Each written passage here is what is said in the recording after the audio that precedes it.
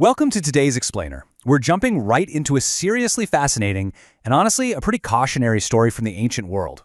It's all about a guy who did some absolutely extraordinary things. I mean, we're talking about a man who tamed the wild, built these massive sprawling cities, and really became one of the very first great rulers in all of human history. His name? Nimrod.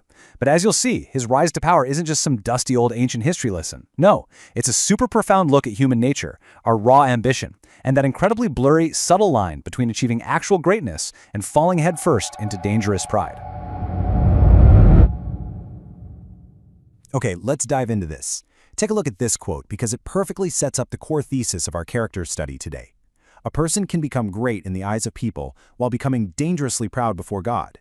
You see, that right there is the fundamental tension at the heart of Nimrod's story. When the Bible first introduces him, it uses phrasing that instantly grabs your attention.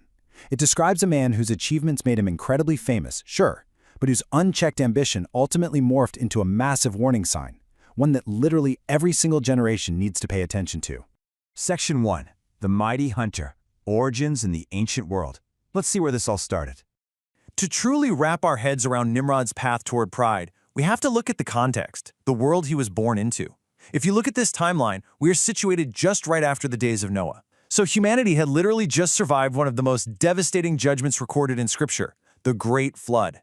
Now you would think, rationally anyway, that a generation living so close to witnessing God's raw power and that kind of miraculous salvation would absolutely never forget him. But, well, human beings have this interesting little flaw, don't we? We can witness an absolute miracle on Monday and completely forget about it by Tuesday. And right here, just 3 generations out from the flood, Nimrod steps onto the scene.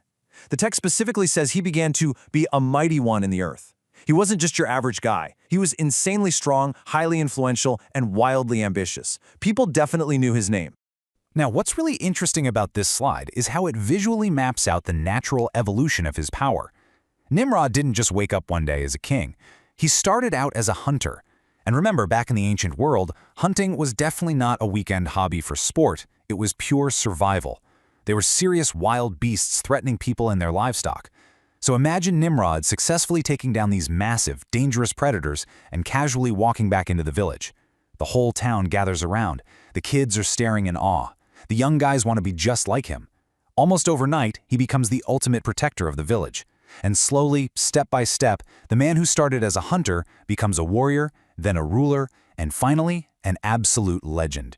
The local hunter basically becomes an ancient celebrity. Genesis 10 drops this really famous description of him. He was a mighty hunter before the Lord. It's a phrase that has honestly generated a ton of debate over the years. But at its core, it closely associates him with just extraordinary strength and sheer capability. But here is exactly where we need to hit pause. Listen, there is absolutely nothing inherently wrong with being highly skilled, super successful, or great at what you do. The danger only creeps in when that greatness becomes a substitute for your dependence on God. It's what happens when you stop looking up for help, simply because you're way too busy admiring what you can do with your own 2 hands. Section 2. From Wilderness to Politics. The Kingdom Builder. This shift in what Nimrod depended on becomes incredibly obvious as he makes this massive, life-altering pivot. Just look at the sheer scale of his ambition here. Nimrod was not satisfied with just being the strongest guy in his local village. No way. He wanted territory. He wanted infrastructure and organization. Genesis tells us his kingdom originally kicked off with Babel, Erech, Akkad, and Calnea. But he didn't stop there. He expanded out into Assyria, building Nineveh, Rehoboth-ir, Calah, and Resen. We are quite literally watching a man transition from chasing wild animals in the dirt to organizing massive, complex kingdoms. He had this incredible vision. Where everyone else just saw empty wilderness, Nimrod saw sprawling, hyper-organized communities. And this brings us to a really profound realization. You know, God often gives people the raw ability to lead, to build, to organize, and to influence others. Leadership and vision are absolutely gifts. But the whole problem begins when a gift becomes an idol. Leadership without humility twists into domination. Strength without self-control turns into violence. And influence without God, well, that quickly morphs into dangerous pride. So the question isn't simply whether you'll become powerful or successful. The real question is what you are going to do with that power once you actually have it. Moving right along to Section 3, the Pride of Babel, when humanity wanted a name. And this brilliantly illustrates the climax of this entire kingdom-building era, which happened right in the heart of Nimrod's territory. Genesis 11 tells us the people all came together to build this magnificent city and a tower whose top would supposedly reach straight into heaven. But notice their true underlying motivation here. They didn't say, hey, let us build a city to glorify God. No, they specifically, explicitly said, let us make a name for ourselves. This wasn't just some ancient construction project. It was a giant monument to human self-sufficiency. They wanted significance. They desperately wanted to matter. They wanted their own names stamped on the buildings. Which leads us to a really crucial definition to keep in mind. Dangerous ambition is simply this. It's when the desire to make our own name great becomes greater than our desire to honor God's name. Think about it. The builders at Babel genuinely believed they could organize themselves, secure their own future, and make themselves world famous, completely independent of the Creator who literally gave them the breath and the intelligence to build the thing in the first place. That right there is the very essence of dangerous pride. But of course, God sees exactly what humanity is up to, and he steps in to interrupt the project. The way the ancient text describes this is honestly almost humorous. Humanity is down here sweating, straining to build this massive, towering structure that supposedly reaches all the way up to heaven, and God literally has to come down just to inspect it. It's kind of like heaven's way of saying, wait, you guys think you're building all the way up here? God completely humbles their arrogant little project simply by confounding their language. Suddenly, a guy on the scaffold yells, lift, and the guy next to him thinks he said drop. It's instant chaos. The greatest, most advanced construction site in the ancient world instantly turns into complete and total confusion. So the workers scatter, the project totally fails, and the whole thing forces us to ask a really important rhetorical question today. What are we united around?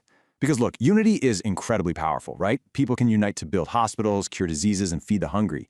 But as the story of Babel so clearly proves, people can just as easily unite around greed, pride, oppression, and pure rebellion.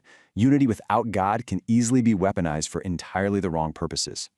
Now, before we move on, it's pretty important to clarify something impartially, directly from the source text itself. A lot of later traditions directly point to Nimrod as the master architect of the Tower of Babel.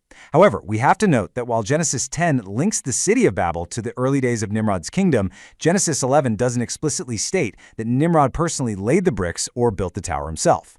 But honestly, whether he was the foreman on the job or not, what is undeniably clear is that Babel was the geographic and cultural epicenter of humanity's attempt to make a name for itself, which perfectly mirrors the ethos of Nimrod's own sprawling, ambitious kingdom.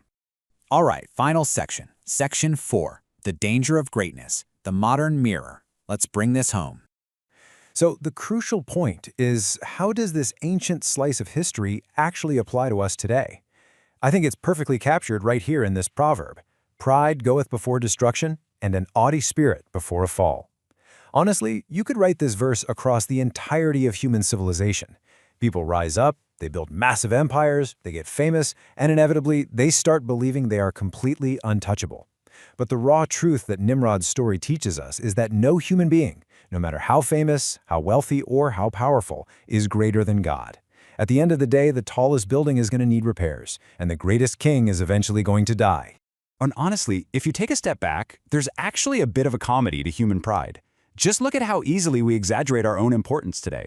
A guy gets a brand new car and parks it like 3 kilometers away from everyone else at the grocery store because no one else is worthy of parking next to it. Or someone gets a new smartphone and obsessively cleans the screen every 5 minutes. Or my personal favorite, someone gets a tiny entry-level middle management promotion and suddenly starts barking orders at the exact same people who literally just trained them. We laugh because it's so relatable. But guys, it's the exact same spirit as Babel. We are constantly confusing having something with being something.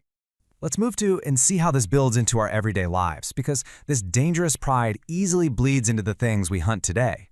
Nimrod was this mighty hunter of wild animals, sure, but look at what we spend our modern lives hunting. We are out here aggressively hunting for money, for fame, for power, for the absolute picture-perfect relationship, the constant approval of other people, thousands of followers online, or literally just the next fleeting pleasure. And the real tragedy of it all, after we finally catch that one thing, we don't even enjoy it. We immediately start chasing the next. We can literally spend our entire lives hunting every single thing on this list while completely, totally ignoring the God who created us in the first place. But the gospel? It offers us a completely, radically different definition of greatness. While the builders of Babel shouted, "Let us make our name great," the Christian life teaches that there is a name greater than every single human name combined. True greatness isn't about exhausting yourself building some massive metaphorical tower just to make yourself famous. It's about building a life that makes God's name famous. It's all about stewardship. Think about it. If you're given a platform, you use it to encourage others. If you're given massive success, you remain completely grounded and humble. Which brings us to the end of our explainer today. I want to leave you with a couple of final thoughts to chew on. When the dust finally settles on your life, when the buildings inevitably fall and the applause fades away to nothing, what is really going to matter? I promise you, it won't be how famous you were or how much money was sitting in your bank account. The ultimate defining questions are simply this: what were you truly hunting? And amidst all your frantic achieving and building, did you actually know God? I really hope Nimrod's ancient story challenges you today to take a hard look and evaluate exactly what you are chasing right now. Thanks for joining us, and we'll catch you next time.